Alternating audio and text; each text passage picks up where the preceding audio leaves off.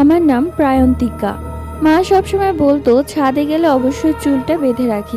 ছোট থেকেই আমি আমার চুলের প্রতি অনেক বেশি যত্নশীল, তাই তো আমার চুলগুলো এত বড় করতে পেরেছি। প্রত্যেক দিন বিকেলে যাওয়া আমার যেন একটা অভ্যাসে পরিণত হয়েছে। তো সেই দিন আমি বিকেলবেলা ছাদে একটু হাঁটাহাঁটি করলাম। ছাদে ঘুরতে ঘুরতে প্রায় সন্ধে হয়ে গেল।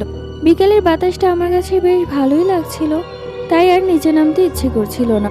প্রায় দেখতে দেখতে ভর সন্ধ্যা হয়ে গেল। তখন আমার মনে হলো যে এবার বাড়ি যাওয়া যাক, নয়তো মা বকা দিবে। এরপর আমি জলদি করে হাত দিয়ে খোপা করে ফেললাম চুলটা। আমি যখন ছাদ থেকে নিচে নেমে আসবো ঠিক তখনই পেছন থেকে কেউ বলে উঠল, চুলটা খোপা না করলেও পারতে।